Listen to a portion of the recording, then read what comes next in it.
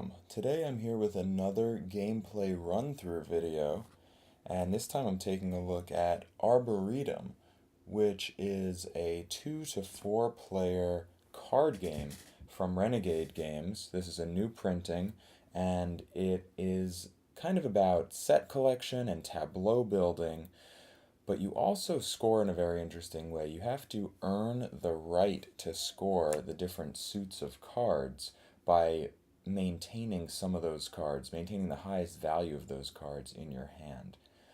In any case, I'll show you a little bit about it. So this is a 3-player game, and I've got my hand of cards here. It's a bunch of different colors and species of tree in different number values. Each tree is a suit, and it has a value of 1 to 8 in the deck. So on a turn, I'm going to, basically what you're trying to do here is you're placing out trees in a tableau like this, and you're trying to have runs of trees from low value to high value.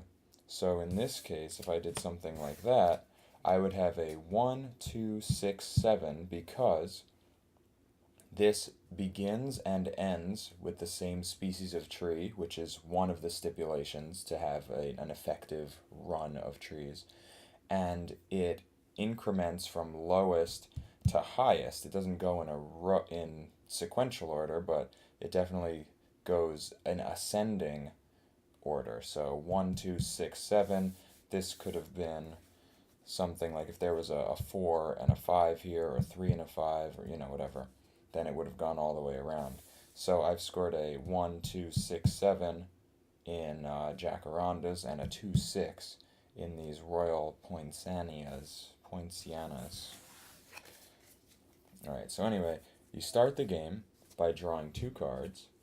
There will be other discard piles as the game goes on. So here I have some cards, and what you'll do is you'll place a card down into your tableau.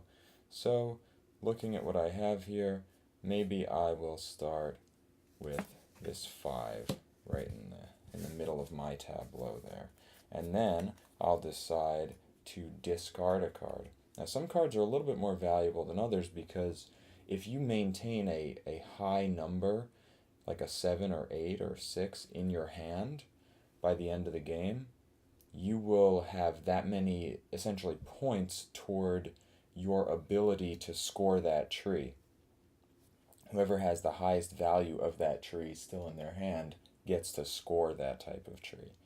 But 8s are funny in that, see this pink 8, if I had this pink 8 in my hand and someone else held the 1 of these cherry blossom trees, they would effectively cancel out my 8, so I would have 0 while they would have a 1 value. So maybe I'll dump that 8, why not? And we're each going to have our own discard pile. So now I still have 7 cards in my hand. I drew 2, and then I placed one down in my tableau, and then I discarded one. This other player has their hand of cards. This is our first look. They only have 6 cards for some reason. Okay, there they have 7 cards. They're going to draw either from any of the discard piles or from the center pile. So they'll take 2 from here also. They're going to get that 3 and that 3. And maybe they'll start with this 2 willow tree. They want that. And they will dump, oh, I don't know. Maybe they'll dump this 3 cherry blossom. I am not playing with any strategy here, or maybe very minor strategy, but I can't say that I'm good at this game. I can only say that I know how to play it, and I've won and I've lost.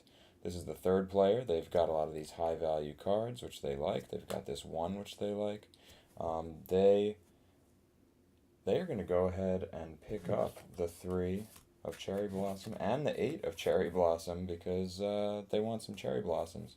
And maybe they'll start with the 5 of cherry blossoms and put their cards off to the side here.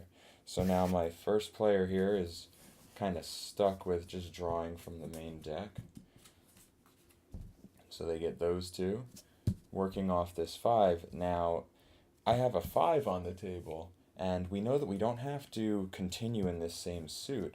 So I can go ahead and place down this 6 with the intention of creating a 5, 6, 7, whatever. And that will help me with not just these two suits, but with any suit. Because if I end up putting this 3 over here later, that still is a 3, 5, 6, and then I could finish it off maybe with that 7 or something like that. So I have that set like that, and I'll chuck this 5. This player will, let's see, they're going to leave that there. They're going to take one here. Oh, maybe, you know what? Maybe they will take that. Maybe they do like that one. So now they've taken that one as well. And they'll go right ahead and drop this 3 down next to their 2. And maybe they will get rid of this 5 as their discard. Then this player comes back.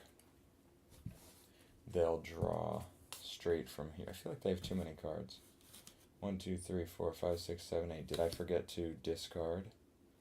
I think I did. Look at that, a mistake right off the bat. There's a lot to, let's say they dumped this last time. Okay, so this is the one that we just drew. 1, 2, 3, 4, 5, 6, 7, 8. And here's their second one that they're drawing. And they have a 5 of cherry blossom. And, you know, I see a lot of players who play this game just go straight for one type of card, one type of tree. But I don't know that that's necessarily the way to win. So let's take this 4, let's just stick it right there. And maybe they will dump, they'll dump this 3. Okay. We'll put that there. I don't know if we have this all in plain sight here. It's all a little crooked. With 3 players, you don't have a nice, neat discard set. I mean, I could do it like this, and if that be that one, I'll put mine there. So here I am over here. I've got my cards. Do I want this 3? I could use it. I could make this this run a little bit longer, but I could just take off of here, because why not? Luck of the draw. That's how we play some games, and that actually helps me. I can plan to put that 4 and that 7, and I grab this 6. Okay, so I think we know that this player was picking up these, so I might want to hold on to that. Let's see. And for the card that I play, you know what? I will go ahead and play this 4, just like that. You always have to play orthogonally adjacent like this, and you're always trying to make those increasing numbers. Okay, I have to discard one of these. I could discard this 3. Maybe I'll chuck that. And you're always trying to, you are also sometimes trying to make a sequence of 4 of the same suit in a row, because that will double the value of that particular run of cards. And that's pretty cool. So this 3rd player, or the 2nd player will, let's see, what do they want? What do you think they want? I don't know. Maybe they'll take, they're just going to take off of here, because I can't really keep this all in my head very well. So best laid plans. We'll put this 4 right here. So now they have a 2, 3, and a 4. And you're always placing orthogonally. So in order to get something diagonally from where you started, you're going to need to place one and then the other. So I like to kind of make it sort of squarish. Okay. So that's 1, 2, 3, 4, 5, 6, 7, 8 cards. They will discard this. So this is the basic premise. Everyone's trying to build their little arboretum and create something amazing. They will, you know what, they'll pick up the 3 that they just put down, because why not? You can always pick up your own card. that you already discarded, as you see there. Now, they're going to put this 3 right here. And then maybe they'll dump this this card right there. And then this player,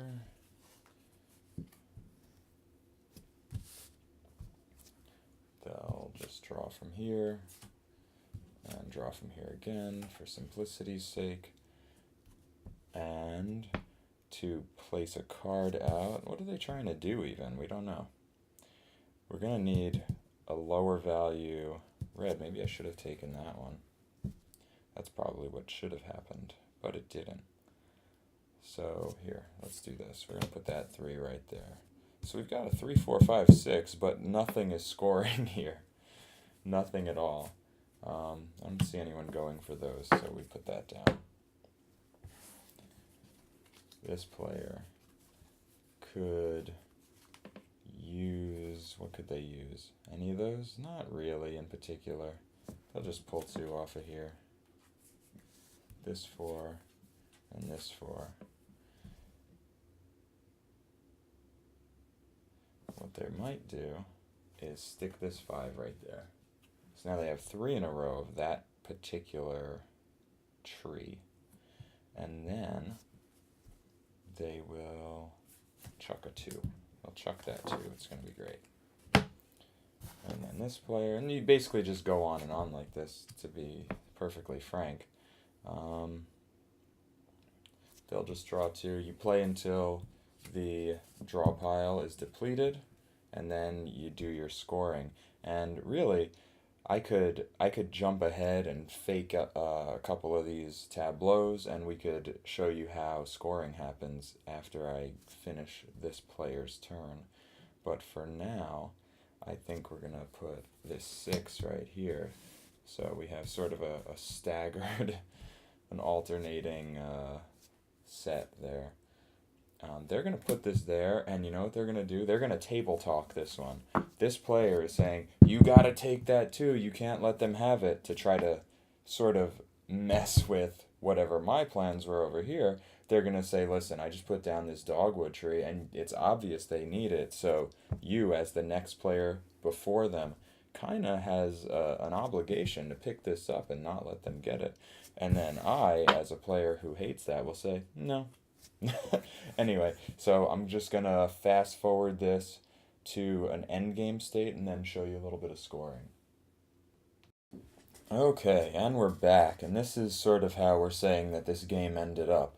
And now we go on to scoring. Every player has their 7 cards remaining in their hand, as well as their tableaus, however they have been played out. Now we go down the list on the Arboretum scorecard, and it shows all of the different trees, and you just see first who has the most of that type of tree in their hand. So the first one on the list is the Bruce Spruce. We see these 2 players have a total of 7, so that means that they're both allowed to score that. Okay, so this player would score a point, and this player would score 1, 2, 3, 4, 5 points. This player doesn't have any blue spruce, nor do they have any blue spruce in their hand. But they do have cassia, and it looks like they have a total of 11 points of that remaining in their hand for this 5 and this 6. This late attempt to stave off this attack of cassia trees by this player didn't succeed. And now this player gets 1, 2, 3, 4, 5, 6, 7, 8. And then the 8 itself is worth 2 points, so that's 10. And this 1 is worth 1 point, so that's 11. And I forgot to mention that this was worth an extra point, so they would have had 6 there. So that was cassia. Then we move on to cherry blossom. This player scores again because nobody else even managed to get any cherry blossoms. So they score another, let's see, 1, 2, 3, 4, 5, 6, 7 points. So they're up to 18 now. And nobody else has Cherry Blossom. We move on to Dogwood. So this player has this beautiful run of Dogwood here, 3, 4, 5, 6. That would be 4 points, and because they have 4 in a row touching each other, that would be 8 points. And they felt pretty good because they had this very high value card in their hand to be able to score it. But this player has the 1, which cancels out the 8, and therefore they cannot score it, but this player over here can. So they're going to get 1, 2, 3, 4, 5, 6 points for that. We move on to the Jacaranda tree, this purple one, and it looks like we have a competition between these two to be able to score it. And this player had a little run of Jacaranda, but wasn't able to get any of those cards in their hand. So these two players battle it out, and it looks like this 8 is going to win, but because this 1 is here, it cancels this out, and this player earns the right to score the Jacaranda. So they get another 1, 2, 3, 4 points. So I believe they're up to 10. So we have 10, 18, and 6 over there. Now we're up to the Royal Poinciana, and we just have these two competing, and 8 beats 7. The 1 is out here, so this player loses out on a bunch of points here. 1, 2, 3, 4, 5, 6. So they lost out on that, but this player doesn't even have any of those trees to score, so they do nothing. Then we move on to the Tulip Poplar. Looks like it was well competed for. They started out trying to get those Tulip Poplars, couldn't quite get the cards in hand. This player thought that they were stopping them, couldn't really do it, but this player with this 7 is able to score the Tulip Poplar, and they get 1, 2, 3, 4, 5 points, 6, 7.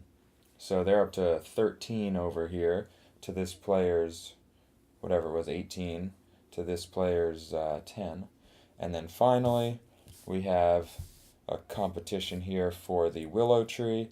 This player wins and gets to score 1, 2, 3, 4, 5, 6, 7, 8, 9, 10, 11. So they finish with 21 to 18 to 14. And that's how you score the game. Really, the scoring is the most complicated part. But actually, this whole game is really a brain burner, especially when you're playing 3 hands at once. But even when you're just playing for yourself, you can really get caught up on, oh no, what do I keep? What do I play? What do I discard? Well, what if they take it? But if I keep this, I can stop them from scoring that. But I don't have the room in my hand, and I kind of want to be able to place this down on my next turn or on some turn in the future. But will I ever be able to score it? So it's super brain burnery, which is cool. And that's Arboretum. You can play from 2 to 4, and it's good at every player count, definitely. At 2 players, I really like the ability to kind of math out how you're going to keep cards from your opponents. And the 3 player, you have that sort of game that I just showed you, that sort of meta game of forcing the player following you to do an action lest the 3rd player benefit from it. And then 4 players, it's kind of just wild. And you have a different number of tree species in the game for every player count. We were missing the maples and the oaks in that game.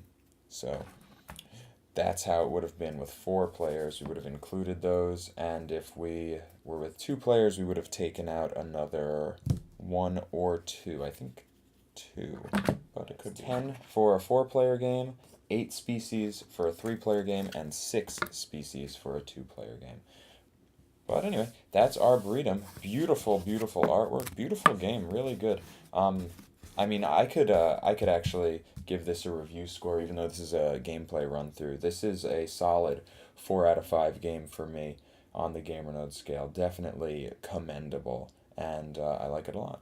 Anyway, thanks for watching. As always, do the things, do the social media things. Give us a thumbs and the bells and the follows and the likes and the Instagrams and the Twitters and the Facebooks and the website and the YouTube, GamerNode.com.